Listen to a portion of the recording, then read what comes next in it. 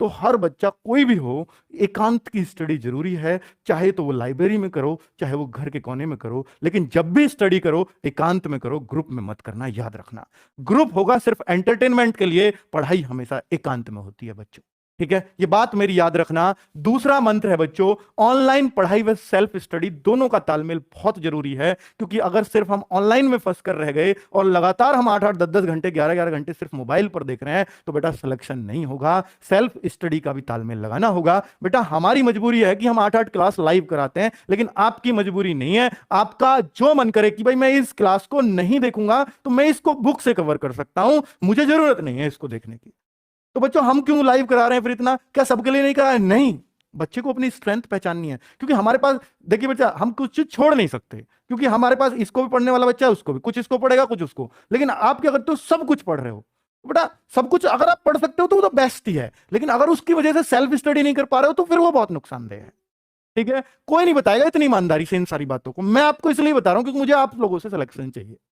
ठीक है बच्चों, तो ऑनलाइन पढ़ाई करो, बहुत अच्छी चीज है, लेकिन साथ में सेल्फ स्टडी इसलिए जरूरी है बच्चों कि ऑनलाइन पढ़ाई करते रहने से, सिर्फ पढ़ाई करते रहने से, क्लास देखते रहने से सिलेक्शन नहीं होता। जब तक अपने दिमाग में ना उतारो, और दिमाग में उतरती है चीजें सेल्फ स्टडी से। तो बच्चों दोनों का तालमेल प्लीज बना के रखना। मैं ये मानता हूं मैक्सिमम मैक्सिमम मैक्सिमम 5 से 6 आवर क्लास ऑनलाइन लेनी चाहिए, इससे ज्यादा नहीं लेनी चाहिए। ठीक है, और अगर 5-6 आवर्स ऑनलाइन ले रहे हो तो बेटा 5 आवर्स की सेल्फ स्टडी भी चाहिए, जो बुक से हो सकती है, नोट्सों से हो सकती है। ठीक है, फिर सर कैसे करें, क्लास तो ज्यादा है। तो बेटा आप उस सब्जेक्ट को छोड़ो जिसको आप बुक से कर सकते हो। आपको लगता है मुझे बुक से और मुझसे क्लास से दोनों से एक सा होगा, तो आप करिए, फिर आप बुक को प्रीफर करिए, क्योंकि इतनी क्लास आप नहीं देख पाओगे, मुझे भी पता है, रेगुलरली तो नहीं देख पाओगे। तो इस तालमेल को उन सब बच्चों ने बहुत बेहतर बैठा रखा था। सब में ये बात कॉमन थी बच्चों कि सबका ऑनलाइन पढ़ाई फिक्स, इतनी क्लास करनी है, और सबका सेल्फ स्टडी फिक्स कि इन क्लास के बाद मुझे ये प्रैक्टिस करनी है। ठीक है बच्चों, आगे बात करता हूं बेटा मॉक टेस्ट। ये ऐसा कोई बच्चा नहीं था कल जो सिलेक्शन के बालक आए, सेलेक्ट होके जो दिल्ली पुलिस में जो आए हमसे बात करने मिलने, तो उनमें कोई ऐसा बच्चा नहीं था जिसने मॉक टेस्ट ना दिए हों, मेरे ना दिए हों, किसी और के दिए हों, पर दिए हों। मॉक टेस्ट के बिना सिलेक्शन संभव आजकल नहीं है ऑनलाइन की दुनिया में, है ना बच्चों? तो मॉक टेस्ट अगर आप वीकली देते हैं तो ये बहुत अच्छा है बच्चों, बहुत शानदार है। अब इतनी पढ़ाई तो आपने कर ली है कि वीकली मॉक टेस्ट दे सको, और वीकली मॉक टेस्ट में अगर आप शुरुआत में देना शुरू करते हो तो मैं कहता हूं बच्चों 150 अपना पहला टारगेट रखो कभी भी मॉक टेस्ट में। अगर 150 को अचीव, देखिए ऐसा होता है कई बार मेरे एक में 150 आ गए, बाकी में 130, फिर 130 पे आ गया। बेटा इससे डिमोटिवेट मत होना, वो अभी आपका लेवल 150 का बना ही नहीं है, क्योंकि जिस दिन बन जाएगा उस दिन आप 150 से नीचे आना बंद कर दोगे। इसलिए डिमोटिवेट मत होना, 130 का ही मेरा लेवल है, वो तो आ गए एक में 150, क्वेश्चन आसान रहे होंगे, लेकिन 150 का बनाओ। पहला टारगेट ये कि मैं लगातार 2-3 टेस्टों में 150 ले आया, तो आपका 150 का लेवल है। फिर बेटा अगला टारगेट 180 को अचीव करेंगे हम, कि अब 180 लेके आने। बेटा बहुत टाइम ऐसा होगा कि आपका 1-1 2-2 ही बढ़ रहा है, या 1-1 2-2 घट भी गया, उससे घबराना मत कभी, क्योंकि नंबर हमेशा छलांग मारते हैं। क्या जो आपके मार्क्स है ना, वो कभी भी ऐसे नहीं बढ़ते 1 बढ़ा है 2 बढ़ा है कभी 3 बढ़े हैं, वो छलांग मारते हैं बच्चों। हो सकता है 150 155 बहुत दिन से चल रहे हैं, फिर बच्चों अचानक से ऐसा उछाल आएगा, हो सकता है 170 75 180 तक आप स्टेबल कर जाओ। ठीक है, क्योंकि आप अपनी गलतियों से बहुत सीखते हो। पता है क्यों होता है वो? क्योंकि आप 150 जब ला रहे हो ना, तो आप आते हुए सवालों को बहुत ज्यादा गलत कर रहे हो, बहुत ज्यादा, फिर थोड़ा और कम होंगे अगले मॉक टेस्ट में, फिर 150 आए, फिर लेकिन आते हुए चीजें कम गलत होनी शुरू हो जाएंगी। गलत तो 180 वाले के भी होंगे, 220 वाले के भी होंगे, आते हुए वो खत्म नहीं होते, लेकिन वो कम हो जाते हैं। जितनी गलतियां कम करोगे, आती हुई चीजों को गलत कम करोगे, तो बेटा नंबर बढ़ते चले जाएंगे। बस यही सीखना होता है मॉक टेस्ट से। 180 आ जाए, फिर अगला टारगेट 200, और फिर 220, और लगातार 3 टेस्टों में आप 220 लेते चले आए, तो आप सिलेक्शन के 100% दावेदार बन गए बच्चों। ठीक है, तो इस तरह से आपको अपना टारगेट अचीव करना, और लड़कियों का टारगेट अंतिम 200 प्लस होना चाहिए। ठीक है बच्चों, तो अब मैं ये मॉक टेस्ट में बच्चों आप लोगों के लिए टैलेंट ग्रुप बनाने वाला हूं।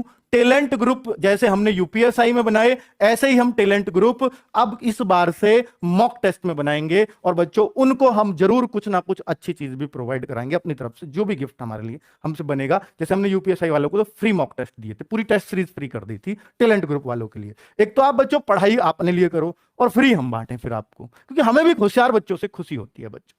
ठीक है, तो टैलेंट ग्रुप बनना शुरू होगा, उसमें हमारे सजेशंस भी आपको मिलेंगे साथ साथ। और ये ऐसा नहीं सिर्फ खाकी बैच वाले जो हमसे बैच में पढ़ रहे हैं उनके लिए नहीं, ओपन कंपटीशन चाहता हूं मैं इसको। कोई कहीं भी पढ़ रहा है, टेस्ट दीजिए, आके टैलेंट ग्रुप में शामिल होइए, सब बच्चों से आपस में भी जानने का मौका मिलेगा कि ये बच्चा क्या करता है। उसमें हम होशियार बच्चों के कमेंट्स लेते हैं, भाई आप कर क्या रहे हैं, ठीक है। तो लेकिन शामिल वही होगा जिसके अच्छे मॉक टेस्ट में अच्छे मार्क्स आएंगे। वो कितने पे होगा वो हम तय कर लेंगे अपने आप, ठीक है। तो अभी आपने 150, 180, 140 आ रहे हैं, नहीं नहीं, अभी आप उस लेवल को सेट करो कि टैलेंट ग्रुप में आप आओ, ठीक है। पहला टारगेट तो यही होना चाहिए, मोटिवेशन है बस। ये नहीं सोचा टैलेंट ग्रुप में आ गए तो मेरा सिलेक्शन नहीं तो नहीं होगा, ऐसा नहीं है। ये सिर्फ मोटिवेशन है कि आप टैलेंट ग्रुप के लिए मेहनत करो, आप वैकेंसी के लिए नहीं, पहले टैलेंट ग्रुप के लिए मेहनत करो। ये मोटिवेशन देना चाहता हूं मैं इस बात से आपको, ठीक है, क्योंकि मुझे आपका सिलेक्शन चाहिए। आगे बच्चों, लड़की का चक्कर, ये बच्चों बाबू भैया लड़की का चक्कर, ये बहुत बुरा चक्कर है बच्चों। और ये जो बच गया बेटा, इन 5 मंत्र में, सिलेक्शन के मंत्रों में ये सब कुछ निकल के आया है।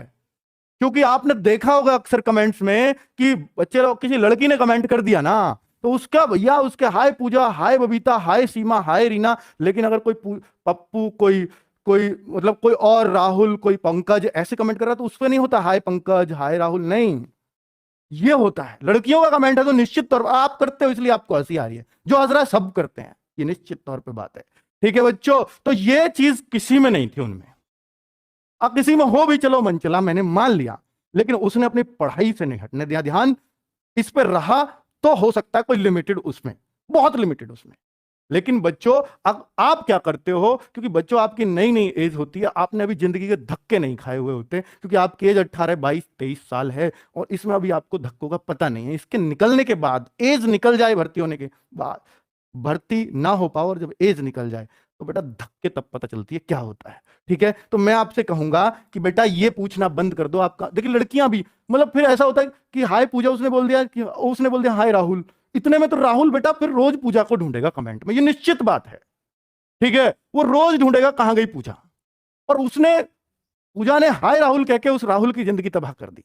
मैं उस पूजा से भी कहना चाहूंगा, तो आप प्लीज लड़कों को ये हाय वाय ना बोलें, वरना उसने एक पोस्ट तो आपने वैसे ही कम करवा दी उसकी, है ना। वो कहीं बेचारा लगा जाता, लेकिन आपने उसको खत्म करवा दिया। तो बच्चों ये मैं निश्चित तौर पे कह रहा हूं कि ये चीजें ना आपको खत्म ही करनी पड़ेंगी, तभी सिलेक्शन होगा। क्योंकि अगर हाय के बाद अगर हाय जवाब आ जाता है ना, तो अगला पॉइंट ये होगा, हम भी लाइव कमेंट पढ़ते हैं कि आप कहां से हो। अगला ये होता है, अगर पूजा ने हाय राहुल बोल दिया, तो राहुल का अगला सबका कॉमन है कि पूजा आप कहां से हो। उसने बता दिया कि मैं गाजियाबाद से हूं। अच्छा आप किसकी तैयारी कर रहे हो? अरे यार यूपी पुलिस की क्लास देख रही है वो, आईएएस की तैयारी थोड़ी ना कर रही है भाई। मतलब ये बात चलाने की बात है, इससे होगा क्या? मास्टर बता रहा है ये पढ़ लो वो पढ़ लो, पूजा से पूछना है आपको भाई, तो ऐसे नहीं होगा सिलेक्शन। इन बातों को बेटा सीरियस लो, बहुत मन से कह रहा हूं इन सारी बातों को। लेकिन आपको ये चीजें नहीं आती है समझ में, ये तब आती है जब आपका वो भर्ती निकल जाती है। जब आप सोचते होगे कि जो 49,000 में और 41,000 में भर्ती नहीं हुआ, 90,000 कांस्टेबल एक साथ निकाले, उनमें भर्ती नहीं हुआ, तो सोचता होगा ना कि मेरी ये कमियां रही थी, मैं करता था ये चीजें। वास्तव में चलो जब तो इतना ऑनलाइन का दौर नहीं था, अब तो बहुत ज्यादा, और सारा बच्चा बावला बना पड़ा है इसी चक्कर में कमेंट्स के में। होशियार बच्चा, जो सीरियस बच्चा है, जो सिलेक्शन लेने वाला बच्चा है, वो कमेंट से दूर रहता है अधिकतर, ये याद रखना बच्चों, ठीक है। डेडिकेशन ये तो अद्भुत मिलता है सिलेक्शन वाले बच्चों में, डेडिकेशन तो अद्भुत मिलेगा। चाहे कितना भी हाय पूजा, हाय सरिता, हाय राहुल कुछ भी हो जाए, वो अपने लक्ष्य से नहीं भटकता। उसको हमेशा याद रहेगा कि भैया पहले यूपी पुलिस है, बाद में होती रहेगी, देखी जाएगी, ये तो बस ऐसे ही पूछ लिया मैंने। बेटा वो जो चीज है ना, वो डेडिकेशन नहीं छूटना चाहिए किसी भी परिस्थिति में। भर्ती लेट होती है तो हो जाने दो, मुझे अपनी सीट लेनी है, मैं पढ़ता रहूंगा। कोई भटकाने वाली आए या कोई भटकाने वाला है, कोई दिक्कत नहीं, मैं भटक लूंगा, पर पहले यूपी पुलिस, उसके बाद जहां तू ले जाएगी ले चलूंगा, कोई दिक्कत नहीं है, ठीक है बच्चों। तो ये डेडिकेशन यही होता है कि उसके प्रति जो आपका लक्ष्य है ना, उसके प्रति आप अंधे होके पड़े हो। कोई भी बीच में आया हो वो मेरे इसको नहीं डिगा सकता, है ना बच्चों। तो आपका वही है डेडिकेशन, चाहे वो लड़की हो या लड़का। अगर आप हाई फाई के चक्कर में पड़ गए तो हाई फाई से ज्यादा कुछ नहीं मिलेगा बच्चों, और ये नौकरी और जाती रहेगी।